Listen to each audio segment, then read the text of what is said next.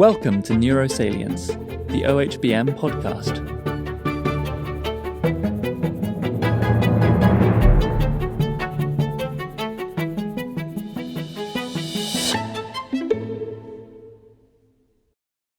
Hi, I'm Peter Bandettini, and this is the OHBM Neurosalience podcast.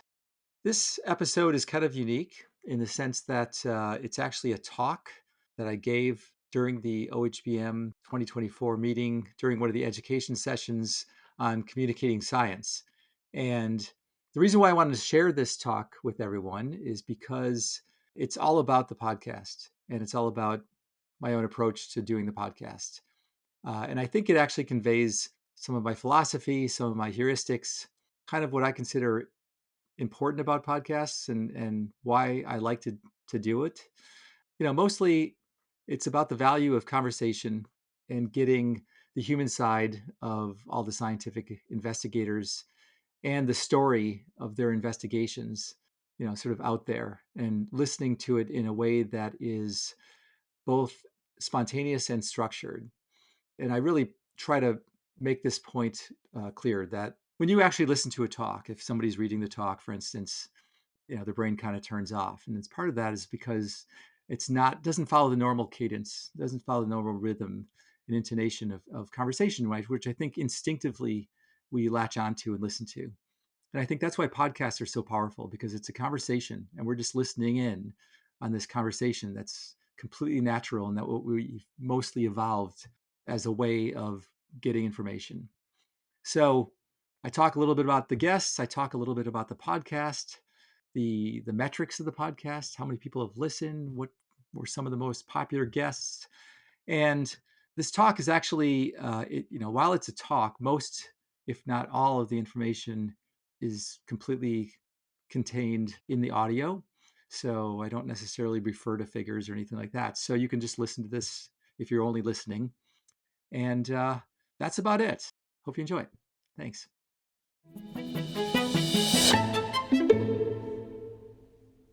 So I just wanted to mention, first of all, that a lot of what I'm saying sort of resonates with much of what has already been said before, and also especially I was thinking a lot about in the previous talks about science communication, and yeah, it really does have an impact, and not only is communication but also outreach in terms of yeah. When I was in middle school or high school, I just remember listening to Carl Sagan.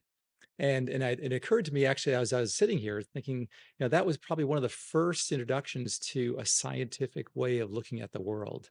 And that had a huge impact on me. I love that show. And it sort of was ingrained into me that I wanted to be a scientist, maybe from that show. I remember seeing my first brain maps in Scientific American, a popular magazine, when I was in high school. That just blew me away. Just these visual depictions of PET scans of showing thoughts. It's a really powerful way of communicating. So I'm going to talk about podcasts. So why does science communication matter? Obviously, that was already discussed a lot today. And where does science understanding actually reside?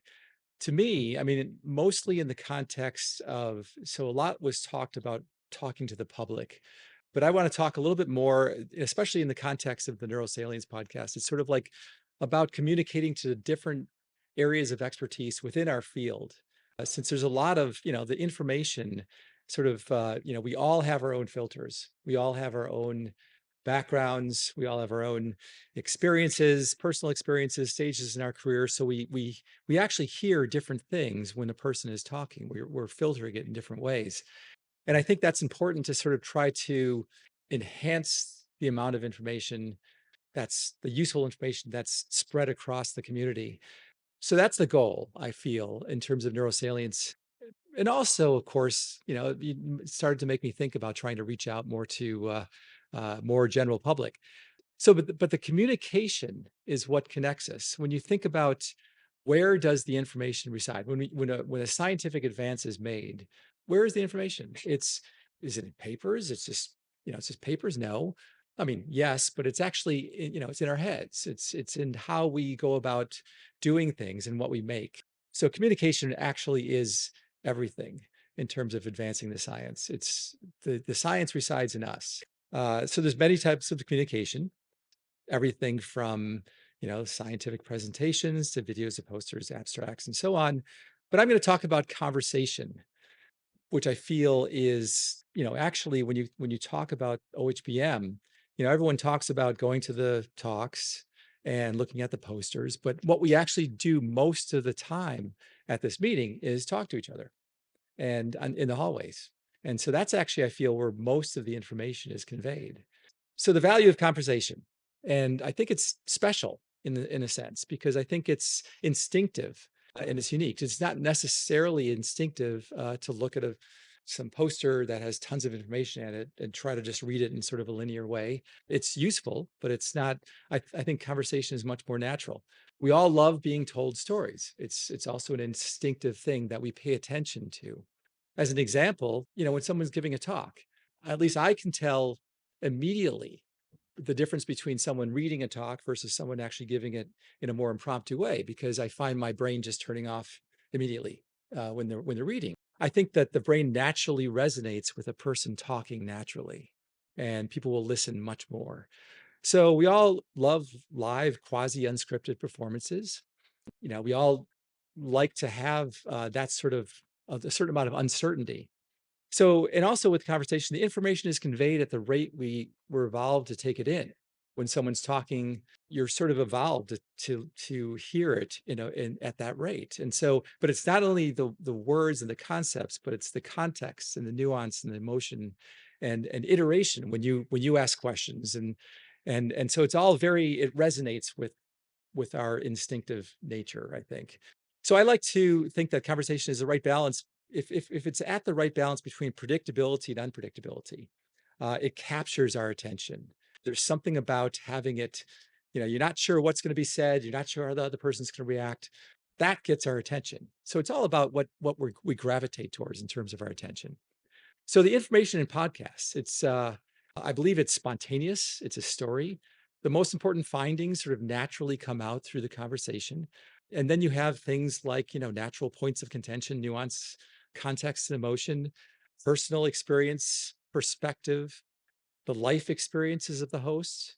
Can't be emphasized enough also that we all have each of us have a story, and we all are sort of not only getting the information, but we're all trying to resonate with the person who also has information to give and a story to give, and that helps us relate to them on some more human level. So listeners attend most when it's relevant to them and when there's the right balance between this order and randomness. I think there's something to say for that. And of course, podcasts are useful. They can be listened to in all different contexts. So the challenge of a podcast host, I think, is to be first and foremost is to be genuinely curious, to really care about who the person is that they're talking to and what the subject is, to engage and connect with the subject and with the person and the audience, to bring out the information that resonates, and also to sort of titrate and focus the information, and also to open the channels, in some sense, to try to work with the information, to open it for understanding. They follow a line of questioning, but it's not just a list of questions, but it's also, a sort of, they can go off on tangents, but it also has a sort of a little bit of a structure to keep things going. And all this is kind of challenging. I mean, I found that, our podcast has been going on for 3 years almost. And it's that part is really hard, balancing this structure with this randomness, and keeping the conversation going in some sense. So the key thing with the podcast hosts is that they want to highlight how a guest is unique, but also how they're human and how they've had shared challenges to those listening. So the Neurosalience podcast has a little bit, I think, smaller potential audience because we sort of focus on more of a sort of a scientific content using somewhat of a jargon that people at OHBM sort of appreciate and know, and the general public could, but for now, at least, our potential audience is about 3,000 to 4,000 people. And the focus is mostly the scientists' work and their profiles. They're younger scientists, their work and their profile in terms of who they are. Specific issues, we talk about things that are controversial, new, potentially important, recent papers we sometimes discuss. and OHBM related things like, new groups or specific groups or the meeting overviews or previews or things like that. So far we've talked about all these topics. I won't really go through listing them, but everything from understanding the brain, sort of the big questions, to details of fMRI contrast or specific people who have a very specific thing to say. And obviously we came up with a name because it's, a play on our, there's a salience network. And the salience definition is the quality of being particularly noticeable or important, prominence. So we're trying to bring out the important aspects of the science that's being done. There's been about 84 episodes recorded. There's been 4 seasons. Recording occurs about every 15 days. We have seasons, but so it sort of works itself out that way. Demographics of the people interviewed, it's been skewed a little bit more towards the US. It's funny because when I generated these demographics, I was kind of surprised because it was broad, but at the same time, I was sort of surprised at the US bias, which it's good to be aware of these things so we can sort of redirect in some sense. And also I was surprised with this, 36 female, 81 male. We can get that, try to even that out more. So the production team, I just want to mention the production team because they're so important. I mean, I basically make the recordings and I just give it to the production team, and they do all the editing, and they put it up on YouTube and Spotify and other sort of media. And there's everyone from Faruk Gulban to Anastasia Brovkin, Alfie Wern, Niels Melhert, Kevin Sitek, Rachel Strickland. They've all participated a lot in every aspect of this. And it's changed over the seasons. Season 1, Rachel Strickland, she introduced the podcast. That was her voice. Kevin Sitek was the podcast team lead for season 2, Alfie Wern for season 3, and Faruk Gulban for season 4. So it's been rotating. They're always looking for help as far as that's concerned too. So, and like I said, there's different media. It's Spotify, Apple, easily found, and also on YouTube. So the first season we didn't have videos, and we did record on video, but we didn't put necessarily everything up on video. So now it's pretty much video and recording. And also a lot of the podcasts, I don't know exactly how many are translated onto this channel in China, Zimalaya, Zhao Chen and Zhenghong He uploaded many and translated the titles and descriptions. So it's available there. So of the platforms, as I mentioned, of the listeners, it's sort of skewed towards the US, and Spotify is the most popular platform among podcast platforms. YouTube actually gets a pretty good audience in itself.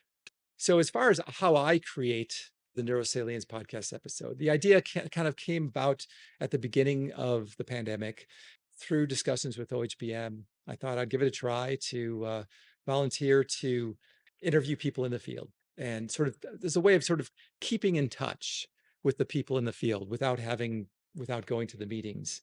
And so the way I select them is basically topics, people that are interesting to me, who I think would be interesting to others. That's pretty much the main thing. I get input from the Neurosalience production team, and we're communicating on Slack and email, and also I always consider the country and gender as best I can, but it's not obviously perfectly. So as far as inviting the guests, I'd send a personal email for myself. I give them options for 90-minute slots. We use this platform called Zencastr. It's nice. It's actually a little bit less risky, I think, than Zoom, although I do like the live streaming concept of Zoom. But Zencastr actually is nice because it's sort of, if your internet goes out or if your computer crashes, it's always making these backups. So it's kind of nice in that redundancy. So the interviews are mostly about 50 to 90 minutes. Sometimes they've gone as long as 2 hours, but they're typically about an hour. And I actually I realized I kind of enjoy preparing for it, but I realize it does take a lot of time. If any of you want to start podcasts, it's, at least for myself, it's anywhere from 3 to 10 hours of preparing. I remember early on, I think one of the first guests, one of the, fifth guests or something was Danny Bassett, sort of outside my area of expertise. And I think I must have spent the entire week sort of like reading her papers, but, and trying to figure out the right, the best questions to ask. But at the same time, it actually benefits, I find that it benefits sort of a forcing function for myself that benefits me. My lab forces me to read papers that I wouldn't typically be reading in that depth. So how do I prepare? So I generally look up each guest's website. I write a paragraph or two of biographical information. I use Evernote. It's nice to have everything on one platform and you have them all there. And it's sort of like just very easy. As far as putting everything on there, and you don't lose it, and it's all there, and it's transferred across computers and things like that. And my general strategy for looking up guest papers is I first look at the most cited in the past 5 to 10 years. That's typically the hottest papers, the most interesting to the people right now. I look at the most cited overall. I go all the way back in their career, and I find out what actually made them known in some sense. So those are the most impactful. But I also look among the most recent papers just for things that catch my eye, like my personal sort of like, oh, that's kind of interesting. And so I'll include that as well. And I read these papers to the depth that I feel I need, and create a link to the paper, and I have a bunch of questions related to that. And I try to build a narrative that of with the person's work, and I try to put in a structure as well about the person and the topic. So I add a context, and I organize the discussion approximately into like the person's history and the evolution of their ideas and findings. And also I put random stuff and a little bit about the future, and I have them speculate and have them give advice. So, and that's kind of the formula. I deviate a lot from it. And then once finished, I usually send them all my questions. I send them that whole Evernote document. I mean, I sort of copy and paste it onto email just so that they have no surprises. They know what I'm doing, they know what I'm thinking, and they get a chance to look at it. And also what I like to do as well is, a lot of the guests have online talks or their podcasts where they've been interviewed otherwise. I usually listen to those like kind of right before the podcast. So I get primed with how they communicate. So I can sort of, kind of be ready for it. And for generating each paper's questions, I really do, I can't emphasize more the idea of becoming curious, of forcing myself to just find out what's interesting about this. What is not really, maybe what's not correct, what is correct about what they're doing, what their papers are. And I try to anticipate audience questions as well as much as possible. So this is sort of a glimpse into my master spreadsheet. This is just a part of it. I kind of try to keep everything, I organize everything kind of myself as far as the production team has their own spreadsheet. I have my spreadsheet for recording, guests, the date that it's recorded, and so on, just so I keep track of things. And this is my studio. Actually, I purposely don't record at work just because it's too easy to get interrupted, and it sort of is a strange sort of thing, putting a sign on your door saying don't interrupt me. So this is my garage, and it's my office. I have a home office above the garage, and I just kind of go up there, and that's my studio for the most part.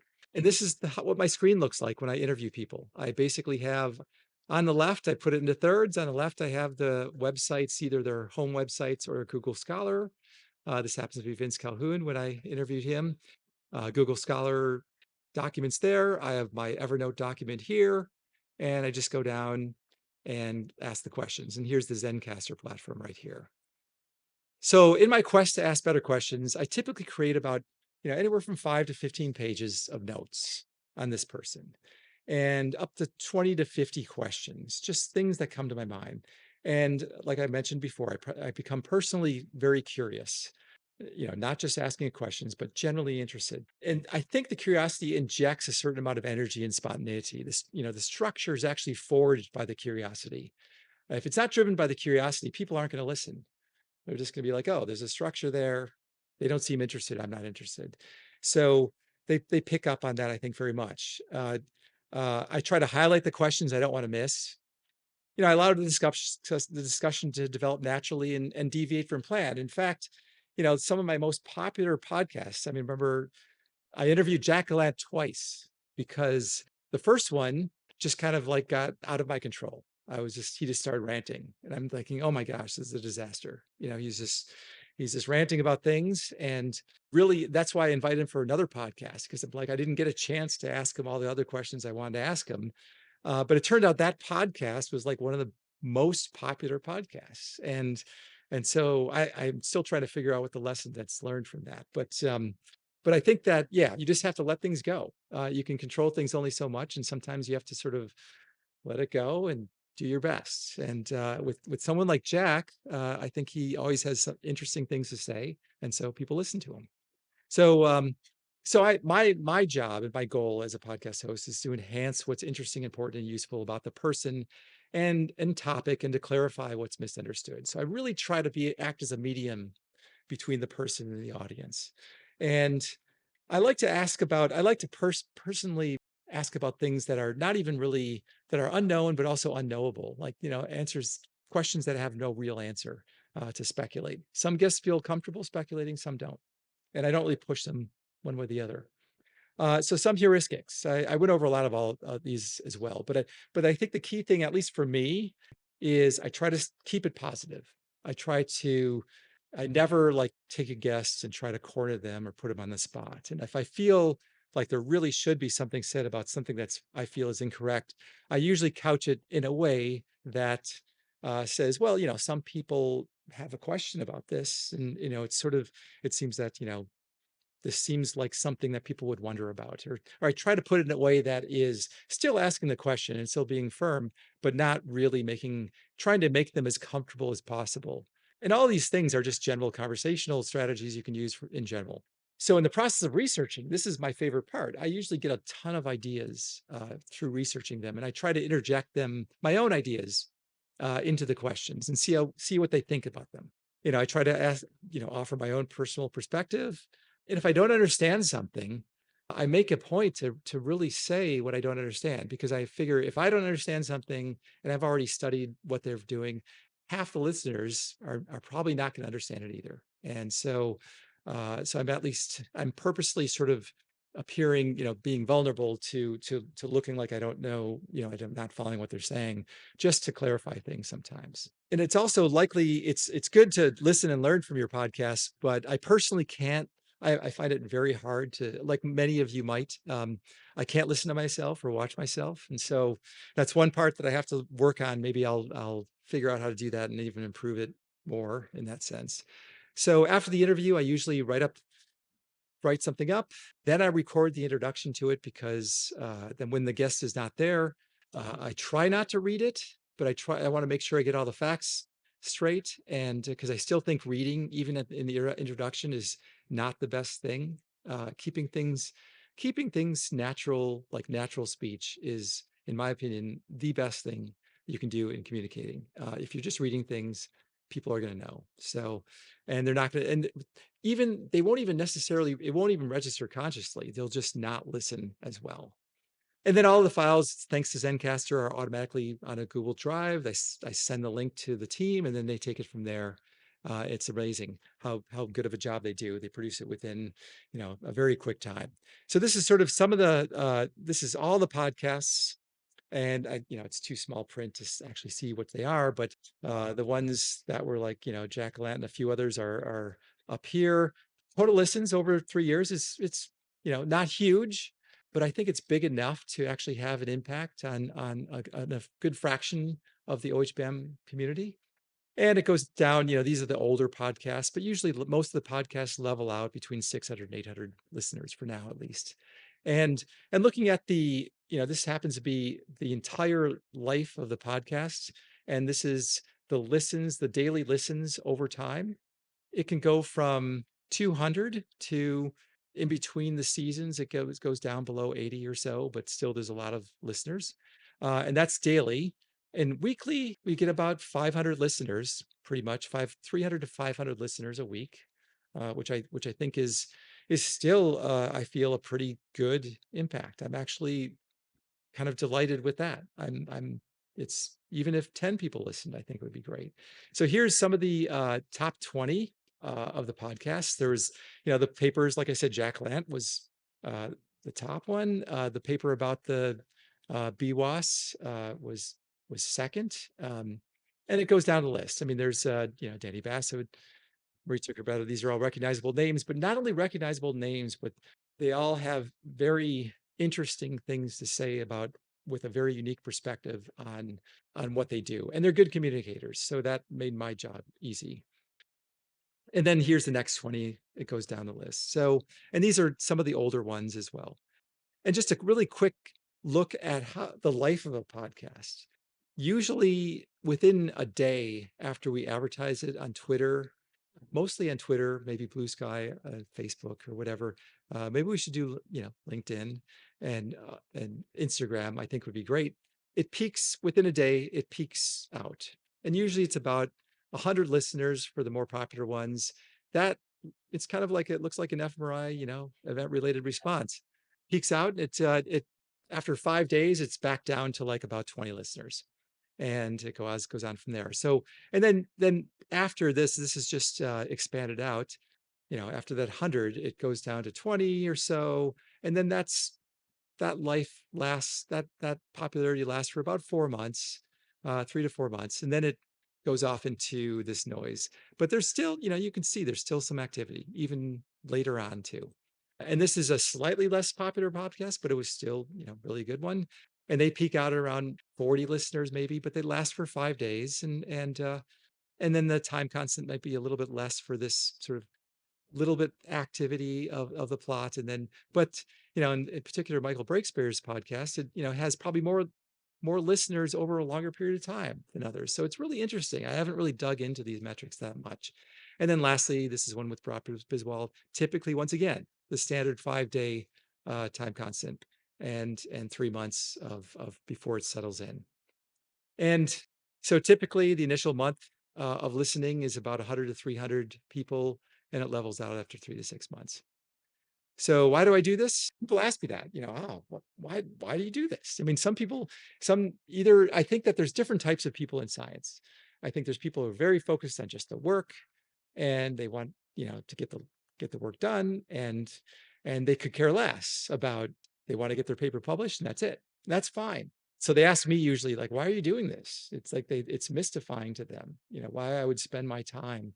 And I think that I share what everyone here on the stage shares, is that I feel that there's a huge gap in terms of communicating even among all the people in OHBM. And there's also a sense of connection that people get. Not only they get the information about different modalities and expertise, but they also get a sense that, these people that are either super famous or otherwise are people, and they're all having their struggle. They all have their story to tell, and that resonates. And so I enjoy also the space of the spontaneity. I enjoy conversation, and I think it's fundamental to audience engagement. And I think there's a positive impact on everyone involved. Me, I get educated, the guests, the listeners. I feel I'm fortunate. I've been in the field. I've been going to OHBM since almost the very beginning. And my area of expertise is kind of at the interface of a lot of them. So I feel comfortable talking, even outside of my expertise as well, but it's usually a lot of interfaces with that. And like I said, it forces me to read in depth, but I should anyway. So what have I learned? I'm not going to go through all this in a lot of detail, other than curiosity is a really important thing. It's actually a mindset skill. You can learn to be more curious. It's not just something that just happens. If it happens, that's great. But if it doesn't always happen, you can actually become curious. And I think that's fundamental to what we do. And I think people actually, I'm always delighted with the fact that they agree to the interview. Only one person has actually declined. And so I was amazed with that so far. It's lucky. And I think that's, these last three, I think, are about the person. I think that from my interviews with these people is that everyone's life is sort of like filled, when you see a scientist who's famous, you think they just forged their way up there. But I think everyone's life is filled with randomness and basically containing events where they recognize and seize some sort of opportunity and make big career decisions based on insufficient information, and then make the most of it. I mean, all of our lives are like that. And I think successful scientists forge their luck. They iterate over massive amounts of work. They deep creative reflection, keen observation, but they also are highly independent. They're the ones who, it's a lot of times we find ourselves when we write a paper or whatever to say, oh, well, these results are, they match up with these previous results, and then everything's good. I think that the scientists who are really successful actually do the opposite.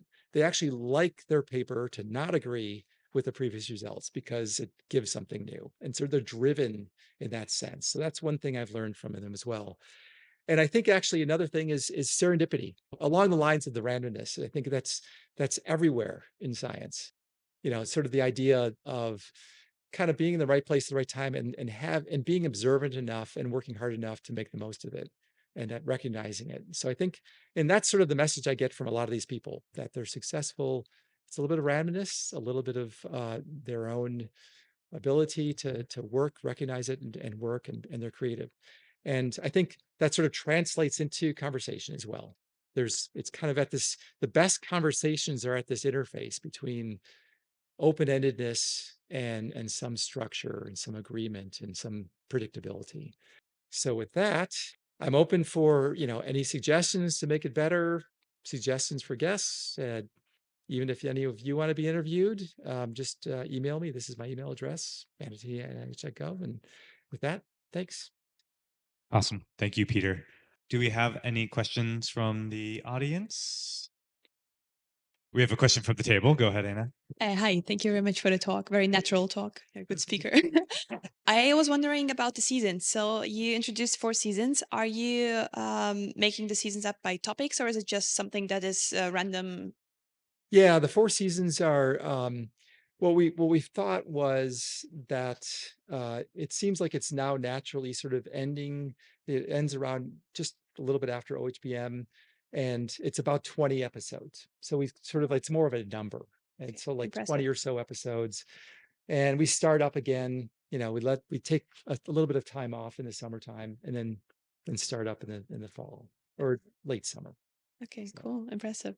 May I ask one more question? So you showed your setup and there was a video of you. So the the people who are interviewed, they see you. Do you see them as well? Is it like a call or? Yeah. I just, that was sort of like just a fake setup. It's Okay. typically it shows me and the guests. Okay. It's just like Zoom. Yeah, but you had like a quite professional setup with the mic and everything, but how do you ensure the guests having the same setup and having the same quality on the podcast then? I don't. You don't? I don't. Okay. Oh, 'Cause it seems to work out hard. still. That's actually, I've been on some like professional podcasts. They really go out of their way to try to make sure that you have, some sort of professional microphone or something. But I don't, and I've been lucky. I mean, a couple of times I've been unlucky, but like Maurizio Corbetta is like, he was recording it in an echoey conference room. And it was like, but he was a really popular podcast. So I think that people are I think tolerant of that to some degree. Yeah. But yeah, I don't. No, I was just curious. Oh, not a critic or a criticism or anything. I was just curious. But Yeah. impressive, cool thing that you're doing. Yeah, it's a lot of fun. And I think that, I think microphones, everyone's microphone. I think what happened is that with the pandemic, everyone kind of got their Zoom set up. And so they get a better microphone and, for the most part. And it seems like now the quality of the microphones on the computer seems good enough, but I'm sure it could be better, but still. Yeah. Is there anything that you feel over the course of doing the podcast that has changed the most for you through this experience? Either your preparation or what you find works best for interviewing and leading these conversations? I think that the structure of the podcast has become easier for me in terms of knowing like how to set up the questions and how to, what to look for. I think that if anything, I think at the very beginning I spent a lot more time preparing for certain ones. And so now I'm more efficient in doing that a little bit. It was set up pretty well at the beginning when it started. And so we initially, our first season was in Zoom, and now we went to Zencaster, and now, well, it's actually interesting now, especially when I email people, I say, oh, you might know about this. And they're like, oh, I know about this now. So now that's kind of nice because people know about the podcast. And so they're much more amenable to agree to do it. So, I mean, they've always been amenable, but it's sort of like they didn't have to like say, "What is this about now?" And that's at least good. So, Another round of applause for Peter. okay. Thank you very much. Thank you. Neurosalience is brought to you by Organization for Human Brain Mapping. This week's episode is produced by Xuqian Michelle Li and Omer Faruk Gulban.